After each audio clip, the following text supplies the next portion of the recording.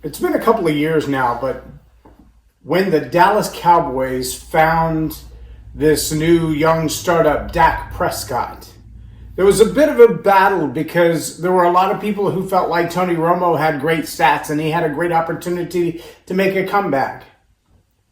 And there were even those who would call into the talk shows and say, I think Dak's too young, he doesn't know what he's doing, and they need to keep Tony Romo, they need him back on the field. And then when Tony announced that he was going to retire and go play golf and maybe even go into broadcast, I'll never forget when someone called into a show that Troy Aikman was a part of. And in this conversation, they asked him, do you think maybe Tony Romo is just a little bit of a wussy and that's why he's quitting? Welcome to Leading Leaders Podcast. 5-minute videos, 5 days a week. I'm Loren Norris with Leading Leaders Podcast. Troy Aikman's response was probably the most visceral response I've heard from anybody in a long time on that topic. There are a lot of what we call armchair quarterbacks, those guys that they never get hit in the middle of a game. Many of them haven't played in 10 or 20 years like myself. It's been close to 25 years since I played significantly. And getting hit with a football helmet upside your head or in your gut or across your chest, that's a whole different ballgame than sitting in the chair playing with a joystick or sitting in the chair eating popcorn and nachos and watching the game on TV. And so it's really easy to judge the perception of what the game is like, just how tough the game is, just what it takes when a 350-pound lineman running as fast as he possibly can hits you and knocks you off your feet and then lands on top of you. But the irony was, this gentleman who called in to say that he thinks Tony Romo is quitting because he's a wuss, got the guy on the phone who is bigger physically than Tony Romo. He's actually won 3 Super Bowls himself. He's actually a Super Bowl MVP. He's actually a Hall of Famer. And he's done the job Tony Romo has done. In fact, many times left the game because of a concussion because he'd been hit so hard. And when the guy said, I think maybe Tony Romo's retiring because he's a wussy and he really should continue playing, Troy Aikman let him have it. He let him have it. He didn't pull back any stops whatsoever. Now, why in the world is that important when I say you have to read books? How important is it to read books? Well, let me put it into a little bit of a context to something closer than the retirement of Tony Romo and the new season of Dak Prescott, which is now going into the 3rd or 4th year. When the video came out of the 2 little toddlers, an African-American toddler or a black toddler and a white toddler, and they ran down the sidewalk toward each other, and they embraced, and the beauty and the kudos was all about 2 friends who have not been taught racism. And so the idea of racism in them is foreign to their mind. It's endearing, it's powerful, it's beautiful, and it's the way the world ought to be. But the video kind of stops right there. And the narrative and the music and the text on the screen and everything tells you a story based on these 2 kids a distance away from each other, running to each other for a hug. It's beautiful. But when the camera continues, they both turn and run in the same direction at a different pace toward the park or the playground or wherever it is that they're going.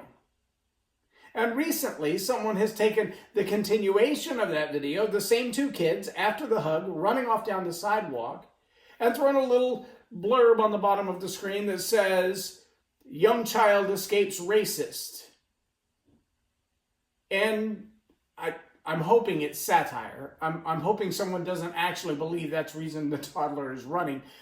But the fact that that video has been out, I don't know, a year or more, and everyone has seen the cute little video, and everyone has liked and shared the video, that it's the reason the word viral comes into play. But there are a whole lot of people who are upset now because the newer version of the video with the little boy running away from the other one has been shared by, certain political figures. And the reality is, the manipulation of that video wasn't done by him. It wasn't changed by him. It wasn't altered by him. Maybe he thought the satire was funny. But the existence of the video, the reaction of the two kids, the storyline that actually ensued between those two friends and their parents, because most toddlers don't make decisions on their own about who they play with. Most toddlers don't make decisions on their own about where they go play in the park. You follow me? There are other people whose mindsets and decisions have come into play in this particular video. But the fact that it can be so manipulated one way or the other that you might see the story through a lens of your own experience, and now you find yourself hating on a certain person because of the way they reacted to a video that's been manipulated and doctored by somebody else. And at this point, there are almost no facts left that haven't been manipulated and argued about. There are almost no parts of the storyline that are true to the original event. You follow me yet? See the power of books. I'll just grab one for an example. Well, there's three of them. These are three old books that I bought. Old books. This particular book is published, I believe, in 1915.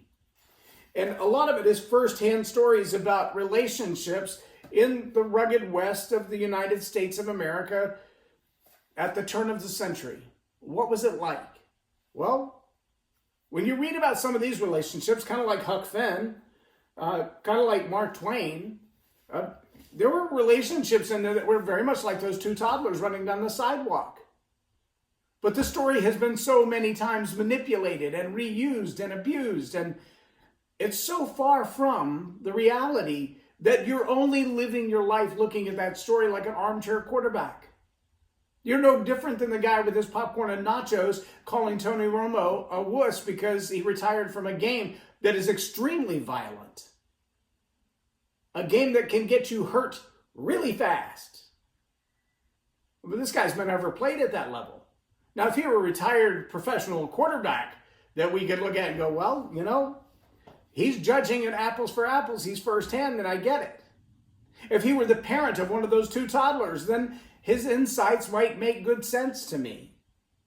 But second, third, fourth time removed from a situation that you've never been in, to try to make a judgment call about what happened in that instance, that's a stretch, my friends. So how important is it to read books? Look, I can't tell you that everybody who wrote something in this big book written in 1930, was it 1930? Was a genius, or that they had all their facts right, or that they did all their homework, or that we haven't even discovered stuff 1934, or that we haven't discovered stuff that is now disproven from what was here. But here's what I can tell you. This hasn't been altered and manipulated over the course of a week or two with someone with an ill intent. And if you're trusting the decisions you're making in your life, your career, your education, your relationships, who you lead, who you let lead you, who you mentor, who you're mentored by, if you're letting those decisions be made strictly by social media, you can find yourself in a world of hurt, because the ability to manipulate is off the charts high. And it doesn't take long to find the intent to manipulate as well. The minute you start going back to books, especially books that are older, you're going to get some different perspectives than what you're hearing today. You're going to hear some things and see some things and read some things that are not what you're hearing. And you're going to think to yourself, well, which one is true? Well, I don't know. Which one has the more likelihood to be manipulated? True. It could have been manipulated when they wrote it down here. And that's the reason you get this book and one in the same area, in the same field, from the same timeline, and you look for counter ideas. Because Albert Einstein had detractors. Yep, Albert Einstein had haters. So did Sir Isaac Newton. So did Da Vinci. But their work has stood the test of time because it's anchored in truth. I challenge you, if you consider yourself a learned person, if you consider yourself someone who wants to lead, who wants to be a mentor, who wants to be an influencer, who wants to transform people's lives, You need to get yourself back to the roots of education and the roots of knowledge, and you need to get yourself back to the roots of the facts of the events. And don't just take what you're being spoon-fed as knowledge. It's not. More of it is manipulation than is knowledge. That's just my 2 cents. But I think if you ask anyone who studies education and communication, you're going to find that to be true. I'm Loren Norris with Leading Leaders Podcast for Tell It Like It Is TV. Have a blessed day. Subscribe now for our extensive video library of leadership lessons promoting faith, family, and freedom.